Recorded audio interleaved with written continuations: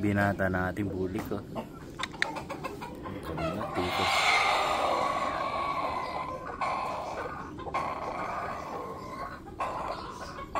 Yan. Iindaman na yan yung natin Gilmore na nalimlim. Ready, oh. Tikas. Hindi ko lang tanda ko ilang buwan na to. Kay kuya to eh. Ngayon lang ulit siya nakalabas.